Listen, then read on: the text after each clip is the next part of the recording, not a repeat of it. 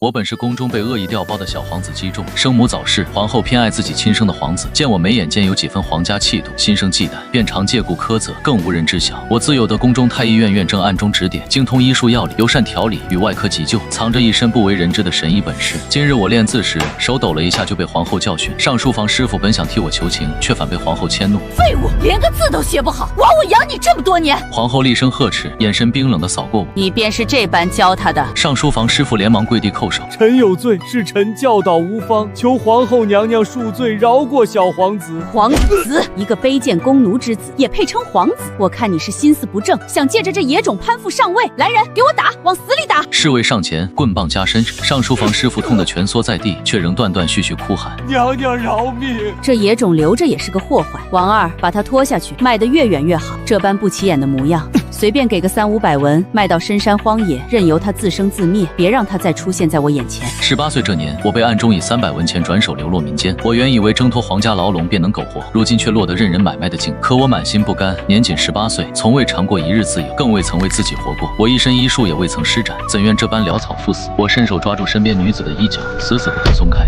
乔姐妹，这少年算是盯上你了。这可是京城出身的贵气人物，虽说受了重伤，但底子摆在那儿，买回去做个府上家丁，绝对不亏。女子轻声回应，语气里满是窘迫。我没钱。贩子咬了咬牙，降了价1两。女子迟疑着说道：“那就1两。我浑身上下只有东家还欠着我的工钱。”贩子不耐烦地摆了摆手：“行，拿走拿走，真是丧气。”苏灵儿，你疯了！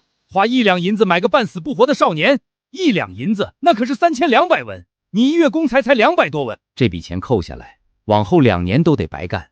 万一这人撑不过去，你这银子可就彻底打水漂了，家里老小还等着你养活呢。东家，我心里有数，我能多干活，加倍还债。”女子坚定地说道。我躺在女子怀中，感受着久违的温暖，暗自下定决心，若能活命，定要用自己的医术报答这份恩情。我后来才知道，救下我的女子是小郡主身边的侍女苏灵。我被苏灵儿带回住处，就听到一个苍老的声音传来，带着几分惊讶与不解：“哎呦，灵儿啊，你这是从哪儿捡回来个惹事的人物？”江叔，您尽管开药，多贵的药材我都想办法凑。苏灵儿对着那苍老的声音恳求道：“灵儿啊，我看着你长大，知道你心性实实。说句实在的，你救他怕是肉包子打狗，有去无回。”江叔继续劝说：“江叔，求您尽力医治，医药费我必定还清。”苏灵儿依旧坚定：“你这傻姑娘到底图什么？”他死死抓着我不肯放手，不过是想活下去，我便想给他一条活路。苏灵儿的回答很简单：“哎，造孽呀！福儿，快去烧热水，把家里压箱底的保命药材取来。”爹，这公子看着模样普通，灵儿姐姐怎么偏偏执意要救他？福儿的声音带着几分好奇：“闭嘴，好好干你的活。”我不知道自己睡了多久，直到一个熟悉的声音将我从昏迷中唤醒。你醒了？是苏灵儿的声音，温柔又带着几分欣喜。江叔说，只要你能睁眼，这条命就算捡回来了。他又继续说道，语气里满是欣慰：“你别担心，药费诊金我都和东家商量好了，我多干活，慢慢偿还。我有的是力气，往后定能安稳立足，也能照拂好自己。”苏灵儿轻声安慰我。没过多久，我就听到了福儿和另一个姑娘的对话，才知道了苏灵儿近来的异常。福儿，到底出什么事了？灵儿这2天送完粥就走，连面都不敢露。哥哥，你可千万别告诉灵儿姐姐是我说的，她再三叮嘱我不许乱嚼舌根。福儿的声音带着几分犹豫：“灵儿姐姐的爹娘前天闹到郡主府门口，听说她为了买个重伤少年，预支了2年月例，她爹娘当场就气疯了。”福儿继续说道。紧接着我就听到了福儿模仿灵儿爹娘的呵斥声，语气里满是愤怒与指责：“你这个丧良心的丫头，家里老的小的都指着你的月例过活，你倒好，为了个陌生外人，把自己卖给府里做2年白工。哥哥，你不知道灵儿姐姐现在脸肿得厉害，她怕模样狼狈吓到你，也怕你心里过意不去，才一直躲着不敢进来。”福儿的声音带着几分心疼：“月俸280文，1两银子3200文，再加上为我花销的诊金药费、日常口粮，这一碗碗热粥，分明是从他骨头缝里抠出来的血汗。我定要尽快养好伤，用我的医术好好报答苏灵儿的恩情。”苏灵儿又来送粥了，放下粥碗就准备转身离开。“药记得趁热喝，府里今日活计多，我先回去忙活了。”我连忙叫住她，声音还有些虚弱：“灵儿，你还有什么缺的物件吗？”苏灵儿停下脚步，转过身，脸上带着几分不自然。“没什么，一路上慢点。”我轻声说道。没过几日，苏灵儿回来的比往常早了些，手里还提着一小篓杨梅。“灵儿，今日怎么回来的这般早？”我轻声问道。“府里庄子上的杨梅熟了，我晌午帮着搬运，多干了半个时辰活，管事特意赏了这一小篓。”苏灵儿脸上带着几分疲惫，却依旧笑着说道：“这一篓在市集起码能卖10几文，管事倒是大方。”我随口说道。我干活利落，管事欢喜，快尝尝。苏莲儿把杨梅递到我面前，语气温柔。听江叔说你这几日胃口不好，吃点杨梅正好开胃。苏莲儿笑着说道。你自己吃过了吗？我看着她轻声问道。我不爱吃这些酸甜吃食。苏莲儿眼神闪烁了一下，我看着她脸上未干的汗珠，心里一清二楚，哪是不爱吃，分明是舍不得自己享用。我看着手中的杨梅，忽然想起宫中调理积食的方子，心中有了主意。这杨梅真的很酸。我拿起一颗杨梅放进嘴里，故意说道。很酸吗？管事说这品种是最甜的。苏莲儿有些惊讶，连忙说道。你尝尝，是不是我说的这般味道？我拿起一颗递到她嘴边。我不吃。苏莲儿连忙摆手。张嘴，好吃吗？我不由分说，轻轻捏住她的下巴，把杨梅送进她嘴里。很甜。苏莲儿脸颊微红，小声说道。苏莲儿手里拿着20文钱递到我面前。这是郡主今早赏赐的，一共20文钱，你收着。给我？我有些惊讶，连忙问道。你是我？苏莲儿脸颊微红，支支吾吾地说道。你想说我是你花1两银子救回来的人，对吗？我看着他窘迫的模样，轻声打断他。你心里会不会介意？生气？苏莲儿眼神里满是忐忑。莲儿，你救了我的性命，我满心感激，怎会介意生气？我认真的说道。但我必须问你，你可知我为何被打成重伤，像物件一样被人贱卖？我待过的地方，杀人从不见血。我轻声说道，语气里带着几分悲凉。我不是要逼你做什么约定，只是觉得这钱该由你自己留着用。等我伤好，我便用医术挣钱，帮你还清钱款。我看着他，语气坚定。苏莲儿张了张嘴，想说什么，却又咽了回去。我都懂，莲儿，我并非拒绝你的好意。我这双手既能做粗活干杂役，也能悬壶济世，调理病症，尤善调理脾胃与外科急救，定能在这郡主府立足。没关系。苏莲儿看着我，眼神坚定，摇了摇头说道。只要你愿意留在郡主府安稳度日，无论你是什么来历，有什么本事，我都能接受。你先好好养伤，过几日我再来看你。说完，苏莲儿便转身离开了。苏莲儿走后，江叔来看过我，语气里满是担忧。狄公子，你本身体质匮乏，本该多休养些时日。可灵儿这2个月为了你，早已欠了医馆不少药费，月令也提前预支殆尽。我明白，再继续休养也是徒增开销。我已经能下地干活，更能凭借医术帮衬灵儿。我心中一紧，连忙说道。入府寻一份与医术相关的差事，定能安稳活下去。如今没有户籍名帖，在这世道依旧如无根浮萍。我去郡主府当个医工，定能得到主子赏识，安稳活下去。可我没想到，刚走出江叔的医馆，就遇到了官府的人，心中瞬间警铃大作。户籍名底立刻拿出来！没有身份文牒的流民，一律抓去矿山采石做苦役。差役厉声呵斥，周围的流民哭喊着求饶。大人饶命！混乱中不时传来凄厉的哭喊。不行，我没有户籍身份，绝不能被官府抓住。我在心底暗叫不好，我还要用医术报答莲儿，绝不能就此落入绝境。站住！你是什么人？速拿出户籍名帖！差役发现了我，厉声呵斥着追了过来。完了！我心里一片慌。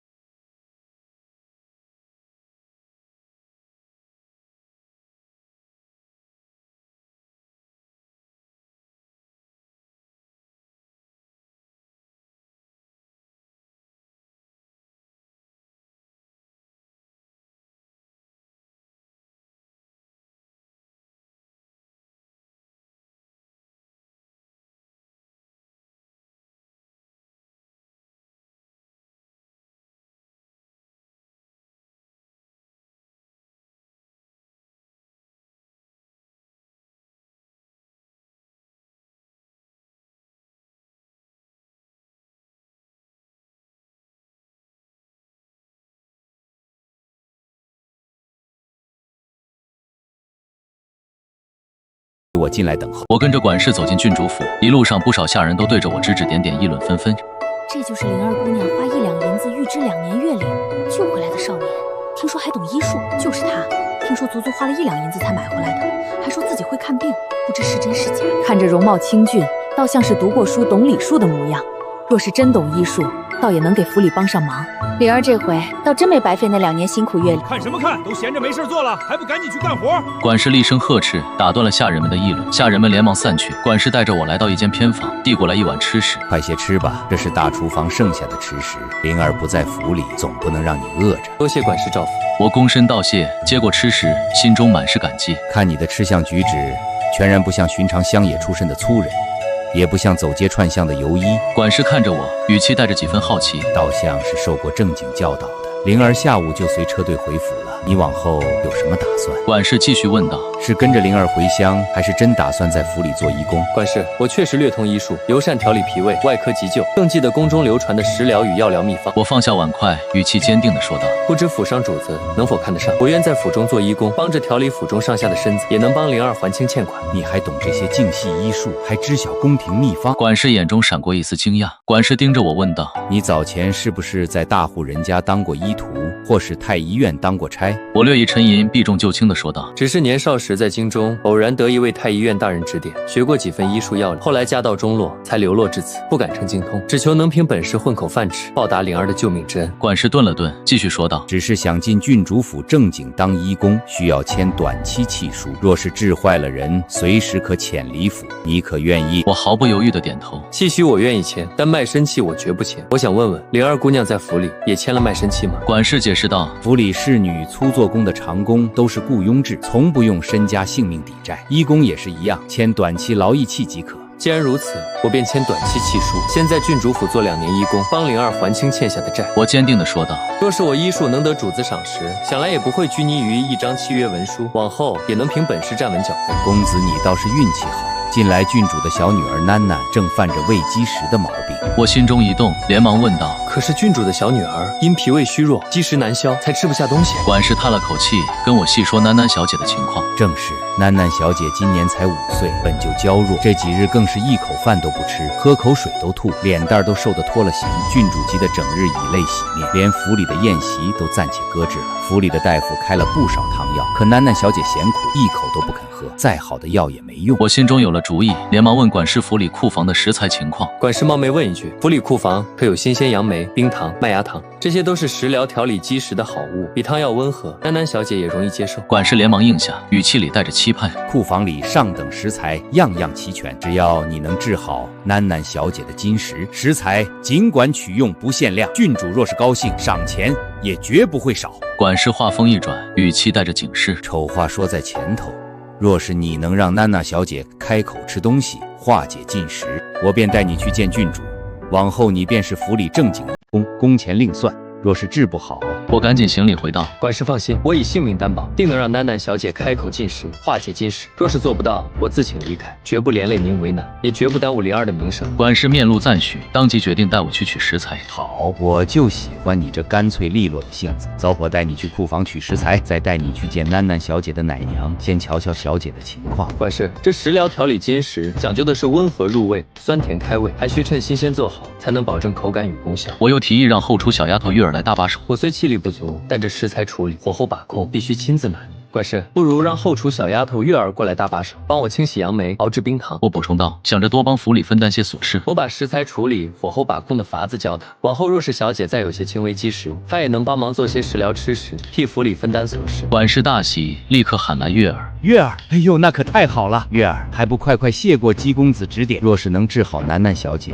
你这份功劳也少不了。管事对着月儿反复叮嘱，语气郑重：这可是宫廷流传的食疗秘方，你能学到一星半点，都是几辈子修来的福气，可得好好跟着公子学。我一边准备食材，一边耐心教导月儿做法。杨梅要清洗干净去核，冰糖与麦芽糖按比例熬制，火候要用文火慢炖，熬至冰糖融化，色泽透亮，裹在杨梅上，既不能太稠，也不能太稀，这样才能酸甜适中，入口不腻，也才能起到化解金石的作用。几个下人路过后厨，低声议论着我和灵儿。灵儿，你花1两银子救下的人果然不一般，如今竟要给囡囡小姐做食疗吃食，还说能治好小姐的积食，若是真能成，你可就立大功了。看她斯文温润，做起食疗吃食倒是手脚麻利利落，半点不像刚受过重伤的人。熟悉的声音传来，我抬头一看，是灵儿回来了。你怎么来后厨了？灵儿走到我身边，语气带着惊讶。我停下手中的活，轻声回应道：你忙完府里差事回来了。灵儿面露焦急，以为我被人刁难。江叔特意叮嘱你需要好好休养身子，是不是管事刻意安排重活？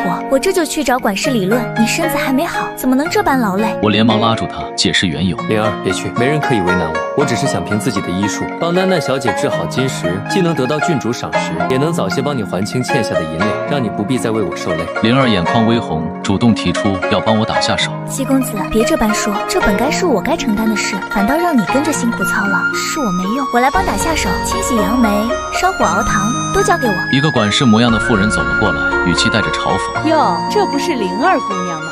后厨地方狭小，您金贵身份可得临身脚下，别碰翻了给囡囡小姐准备的食疗食材。他又阴阳怪气地补充道：这可是姬公子要给小姐做食疗的东西，若是出了差错，耽误了小姐的病情，咱们谁都担待不起。妇人冷哼一声，满脸不屑：什么宫廷食疗秘方，不过是些糊弄人的小把戏罢了。府里请了那么多大夫，都治不好小姐的积食，一个来历不明的外人能有什么本事？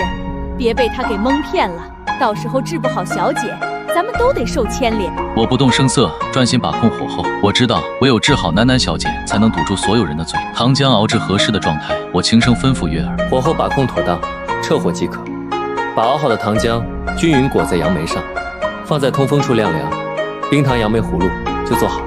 月儿看着做好的冰糖杨梅葫芦，满脸惊叹：这看着就清甜可口，比府里大夫开的汤药好看多了，也香多了。想来囡囡小姐应该会喜欢。王婶拿起一颗尝了尝，神色一变，王婶喜出望外：果然是稀罕物象，清甜不腻，果香裹着糖香，入口软糯，一点都不齁甜，确实适合小孩子吃。快装好，我这就带去给囡囡小姐尝尝。王婶转头看向我，语气变得恭敬：姬公子，随我去见郡主，若是囡囡小姐肯吃，郡主定不会亏待你。王婶特意叮嘱我见郡主的规矩。姬公子进了郡主院内，切忌目不斜视，郡主问话如实应答便可，万万不可多言插话。郡主如今心系囡囡小姐，若是言语不当，惹郡主不快，可就麻烦了。我微微躬身应了下来。明白。到了郡主院内，王婶上前禀报：郡主，您快瞧瞧，姬公子做的冰糖杨梅葫芦，看着清甜可口，奴婢闻着都觉得有食欲，说不定囡囡小姐会愿意吃。郡主皱着眉，语气带着不耐和挑剔：瞧你这般夸张模样，什么食疗吃食，能让你夸赞到这般地步？府里请了那么多大夫，开了那么多汤药，囡囡都不肯吃，一个小小的冰糖葫芦能有什么用？县里大小名医我哪样没有请？说是食疗有用，囡囡也不会瘦成这般样子。我上前一步，躬身说道，语气沉稳，不卑不亢：郡主，囡囡小姐年纪尚小，性子娇弱，汤药苦涩，自然不肯服用。这冰糖杨梅葫芦以新鲜杨梅为料，搭配冰糖、麦芽糖熬制，既能化解积食，调理脾胃，又酸甜可口，符合小孩子的口味。小姐定然愿意吃。郡主抬眸打量着我，眼神中带着审视与一丝希冀。你便是灵儿花1两银子救回来的少年，还懂医术？我恭敬应答，如实说明自己的情况。回郡主，正是小人。小人自幼得太医院大人指点，略通医术药理，尤善食疗调理。这冰糖杨梅葫芦，便是宫中流传的调理小儿金石的秘方，温和无副作用，最适合囡囡小姐食用。郡主语气严肃，追问我若是治不好该如何。那我且问你，若是囡囡吃了这冰糖杨梅葫芦，依旧不肯吃饭，积食不消，你该如何？我语气坚定，再次做出承诺，心中早已胸有成竹。回郡主，小人以性命担保，若是囡囡小姐吃了这冰糖杨梅葫芦，3日之内必定能开口进食，积食化解。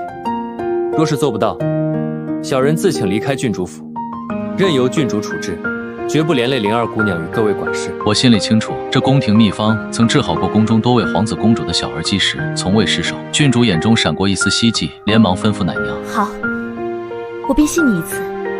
奶娘，快把冰糖杨梅葫芦拿去给囡囡尝尝，仔细看着小姐，若是小姐肯吃，立刻来禀报我。奶娘连忙接过冰糖杨梅葫芦，快步走向内室。不多时，奶娘便喜出望外地跑了出来，声音都带着颤抖：郡主，郡主，小姐肯吃了。奶娘激动地说道：小姐一下子吃了2颗，还问有没有，说甜甜的，很好吃。郡主猛地站起身，脸上的愁云瞬间散去，眼中泛起泪光。真的？快带我去看看囡囡。众人一同走进内室，只见囡囡坐在榻上，手里拿着一颗冰糖杨梅葫芦，正小口小口地吃着，脸上也有了几分血色，不再像之前那般萎靡不振。郡主转头看向我，神色间满是感激与赞许：姬公子，多亏了你，若是没有你，囡囡还不知道要遭多少罪。你这医术果然名不虚传。我躬身行礼，语气依旧沉稳谦逊：郡主过誉了，这不过是小人的本分，能治好楠楠小姐，是小人的福气。郡主忽然话锋一转，问起我和灵儿的渊源。我听闻你是苏灵儿花1两银子救下的人。我诚恳地回应，不忘灵儿的救命之恩。回郡主，若非灵儿姑娘仗义出手，花1两银子将我救下，又预支月例供我落脚养伤，我早已流落荒野，无容身之地，更无机会为郡主和南二小姐效力。郡主沉吟片刻，宣布了对我的安排。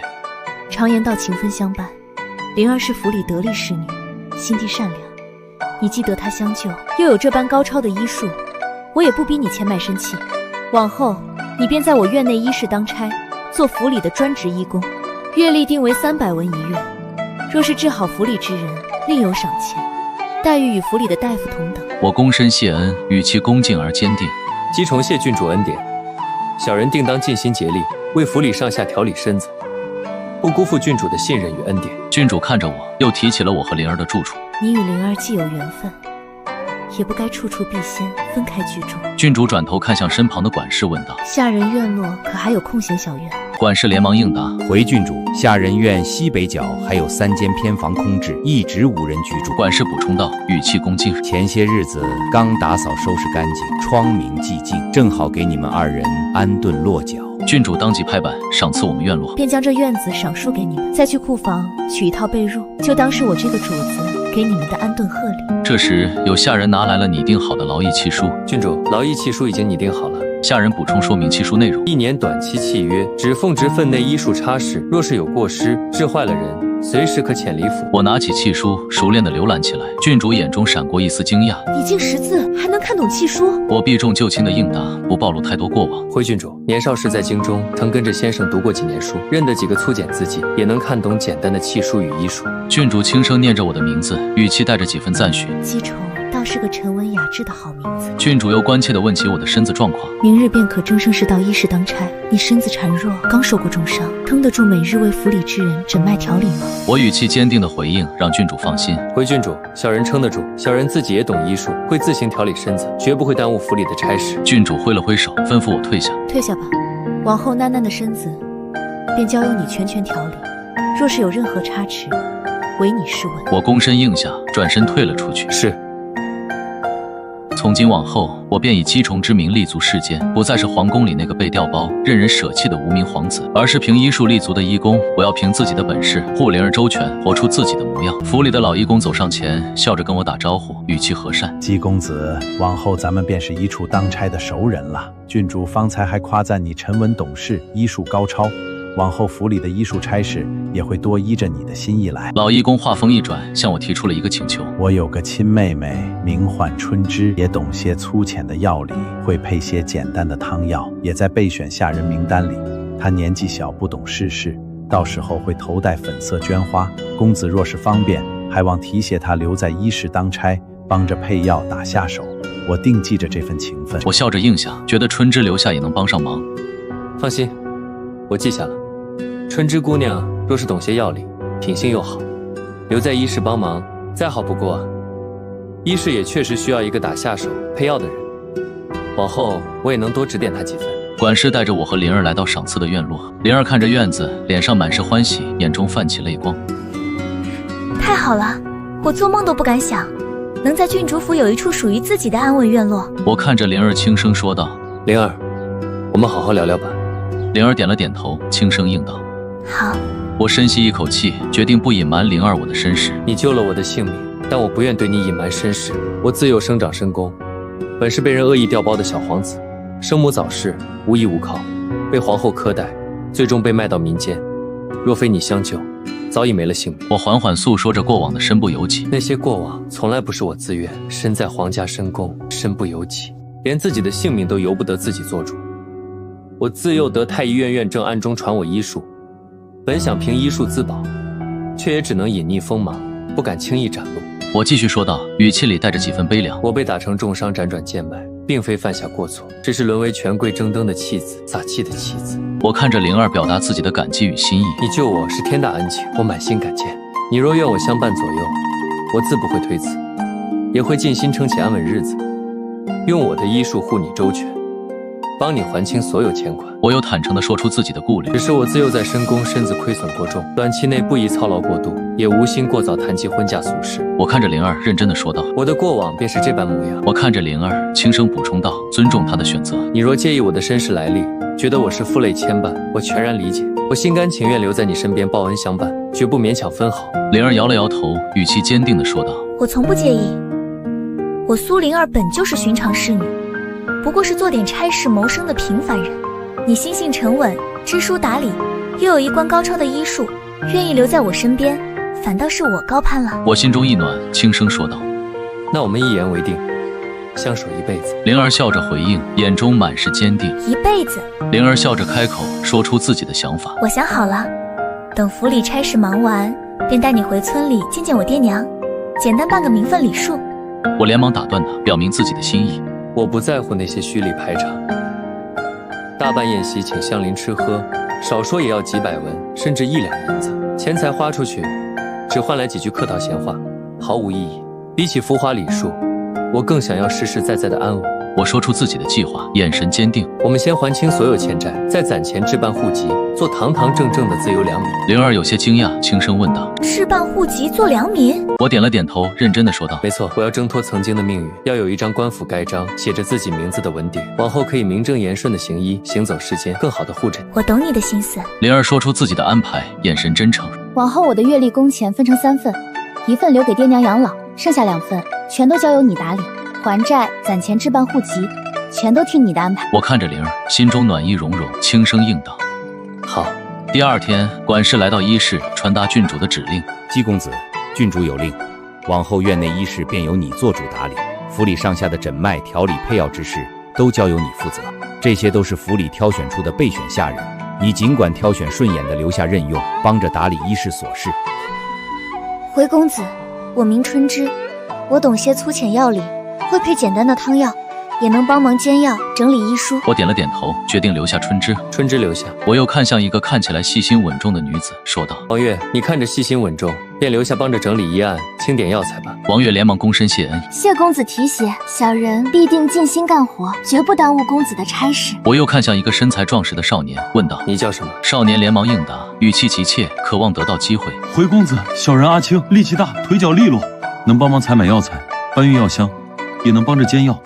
求公子给我一个机会。我点了点头，也留下了阿青。阿青你也留下，其余人暂且退下，等候安排。我看着3人，严肃地定下规矩：进入了这一室，往后你们便归我管束。我不管你们从前是谁的人，有什么后台靠山，在这一室之中，我的规矩便是底线，更是性命攸关的准则。我伸出一根手指，说出第1条规矩：第一，守口如瓶，主子的病情、医案、药方，还有我教你们的药理知识，敢向外泄露半个字，绝不轻饶。我伸出第2根手指，继续说道：第2，手脚本分干净，医师的药材、汤药，哪怕是一味普通的草药，不经我允许，谁也不能私自取用，私自带出医室，更不能以次充好，偷换药材。我伸出第3根手指，语气愈发严肃。第3，尽心尽责，诊脉、配药、煎药，每一步都要细心谨慎，半点不能马虎。若是因你们的疏忽耽误了病情，配错了汤药，后果自行承担时。我话锋一转，语气缓和了些，给出承诺：只要安分守己，同心协力，我定保你们在主子面前有体面，有安稳差事，也会尽心指点你们药理知识，让你们都能学到真本事。3人一同躬身应道，语气恭敬：谨遵公子教诲。没过多久，府里的老仆徐婶走进了医室，语气恭敬：姬公子忙着医事差事呢。我一边整理医案，一边抬头回应他：徐婶有事尽管直说。我也不跟你绕弯子，我想跟着你学些药理知识，尤其是你那套食疗调理的法子，还有简单的诊脉技巧。我年纪大了，身子也不好，学些药理，既能调理自己的身子，也能帮着府里照看些下人。若是能学到一星半点儿，也能多一份生计。你是府里的老仆，若是真心想学，我自当尽心指点。只是药理知识博大精深，须得细心耐心，不可急躁，更不能凭一己之见随意配药治病，你可得记牢。多谢公子大度，我必定虚心请教，认真学习，绝不胡乱用药，耽误旁人。府里下人常有些头疼脑热、风寒感冒的小毛病，我若是学会了，也能帮着调理，替公子分担些差事。好，往后每日下工，我便教你一些基础的药理知识、诊脉技巧，再教你几道简单的食疗方子，调理些小毛病倒是足够了。徐婶连忙道谢，还想给我送些东西。多谢公子，多谢公子。等下工之后，我让人给你送2两上好云雾茶，半斤南边捎来的红糖，公子务必收收下，算是我的一点心意。不必这般客气，你真心求学，我尽心指点，便是最好的情。公子不必推辞，一点心意罢了。那我先去当差，改日再来向公子请教。一个小厮慌慌张张地跑进医室，语气急切地喊着：“七公子，不好了！驸马爷突然头疼欲裂，昏迷过去了。郡主让你立刻去前院诊治。”我神色一凛，立刻起身，语气沉稳，丝毫没有慌乱。我曾在宫中见过类似的病症，是头部淤堵、气血不畅所致。若是救治不及时，怕是会留下后遗症，甚至危及性命。慌什么？带我去前院，再让春枝带上药箱、银针。王爷去库房取些应急药材，快！我快步走到榻边，仔细为驸马诊脉，又查看了驸马的面色，眼底心中已然有了诊断。请郡主放心，小人必定全力救治驸马爷，绝不会让驸马爷出事。郡主神色慌张，紧紧抓着我，衣袖眼中满是担忧，向我询问驸马的情况。七公子，驸马怎么样了？有没有危险？我知道驸马常年在外处理公务，偶有头痛的毛病，却从未这般严重。突然昏迷不醒，难怪郡主会如此着急。我语气严肃，缓缓向郡主说明病情和救治方法。郡主，驸马爷是头部淤堵、气血不畅，加上常年劳累、思虑过重，导致头痛昏迷，暂无性命之忧，但需立刻救治。若是拖延太久，怕是会损伤脑部，留下偏瘫、失语的后遗症。小人需用宫中秘方配制麻沸散给驸马爷服下，再用银针施针疏通头部淤堵，最后手术取出头部淤块，方能彻底根治。手术开刀取淤块，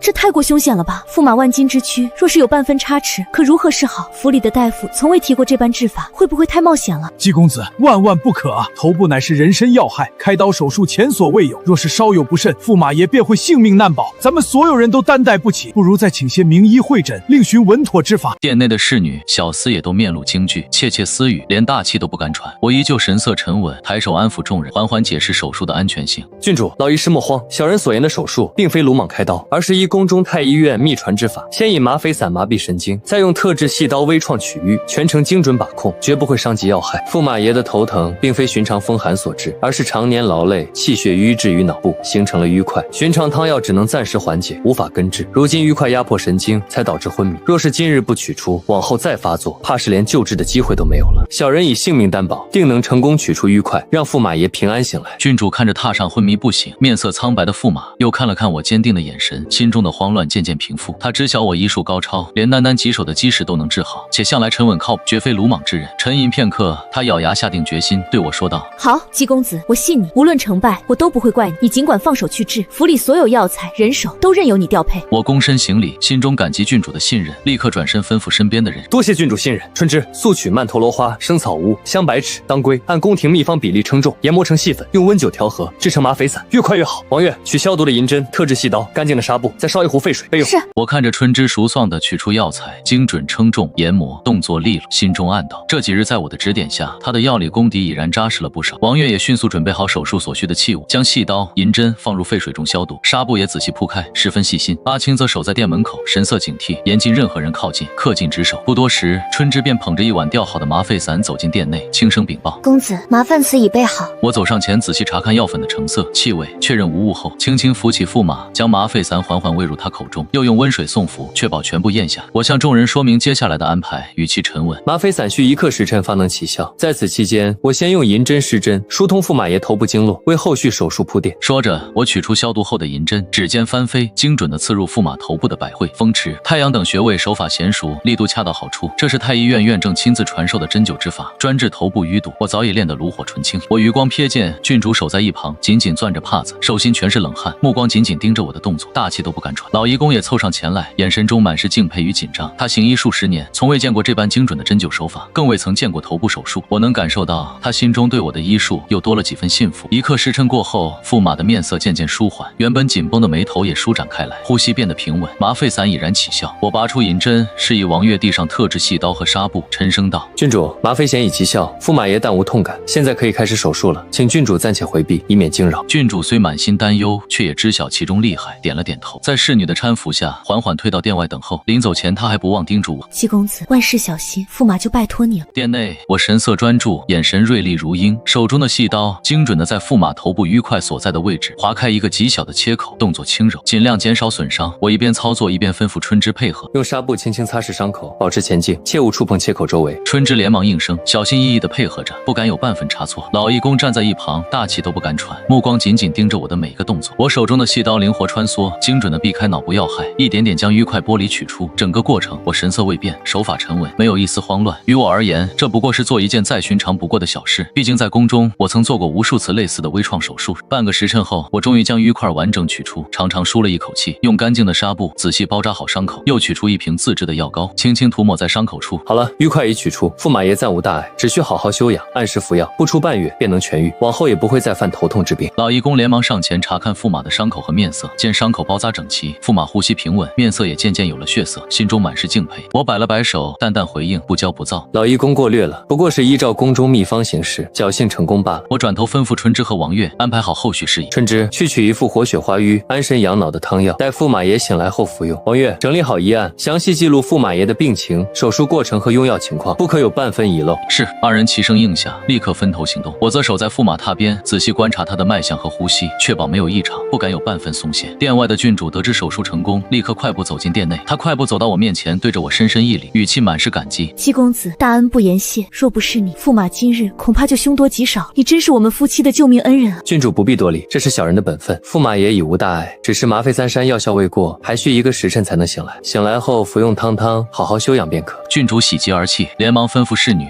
好，都听姬公子的，快去库房取500两银子，2匹上等云锦，赏赐给姬公子。再传我命令，往后府里上下皆要敬重姬广子，任何人不得怠慢。我连忙推辞郡主的赏赐，心中明白，能在郡主府立足，已然是郡主的恩典。郡主，赏赐万万不可。小人能在郡主府立足，已然是郡主恩典。救治驸马爷更是小人的本分，不敢再受这般厚重的赏赐。姬公子，你就收下吧，这不仅是对你医术的认可，更是我们夫妻的一片心意。若是没有你，驸马性命难保，娜娜也无法痊愈。这点赏赐比起你的恩情，实在是微不足道。姬公子，郡主一片赤诚，你便收下吧。往后你在府里行医，有郡主的看重，也能更方便些，也好施展你的医术，救更多人。我见推脱不过，只好躬身应下，心中暗暗下定决心，日后定要更加尽心。多谢郡主恩典，小人愧不敢当。往后小人定当更加尽心竭力，为府里上下调理身子，不辜负郡主的信任与恩典。又过了1个时辰，驸马缓缓睁开眼睛，眼神还有些迷茫，轻声问道：我这是在哪里？头疼怎么不见了？夫君，你醒了，你终于醒了。是姬公子救了你，他用宫中秘方给你配了麻沸散，还为你做了手术，取出了脑部的淤块，往后你再也不会犯头痛了。驸马转头看向我，眼中满是感激，挣扎着想要起身行礼。我连忙按住了他：驸马爷不必起身，身子尚未痊愈，还需好好休养。我向他叮嘱道，让他知晓后续的休养注意事项。您常年劳累，气血瘀滞才导致头痛，往后需少操劳，多歇息，按时服药，方能彻底痊愈。驸马声音沙哑，眼中满是敬佩，向我表达谢意。多谢姬公子救命之恩，本驸马常年被头痛困扰，寻遍名医都无法根治，今日多亏了姬公子，方能摆脱病痛，这份恩情本驸马没齿难忘。日后姬公子若有任何需求，尽管开口，本驸马定当尽力相助。驸马爷客气了，小人只是尽了本分，小人每日都会来为您诊脉，调整药方，确保您早日康复。自那以后，我在郡主府的名声彻底传开了，府里上下无论是主子还是下人，都对我敬重有加，再也无人敢质疑我的来历和医术。我不仅将医事打理得井井有条，还细心指点春枝、王月等人药理知识，让医事的人手越来越得力。灵儿也为我感到高兴，每日都会精心为我准备膳食，陪着我打理医事的琐事。我们2人的感情也越来越深厚。我一边行医，一边攒钱，心中始终记着我和灵儿的心愿。我不仅帮灵儿还清了所有欠款，还渐渐攒够了置办户籍的银两，距离我们心中做自由良民的心愿越来越近。我也知道我的过往虽然坎坷，但正是这份坎坷让我学会了隐忍与坚强，也让我拥有了一身能护自己、护他人的医术。往后我不再是皇宫里那个任人欺凌的弃子，而是凭自己本事立足的神医。我要陪着灵儿守着这一方安稳，用医术救死扶伤，活出属于自己的人生。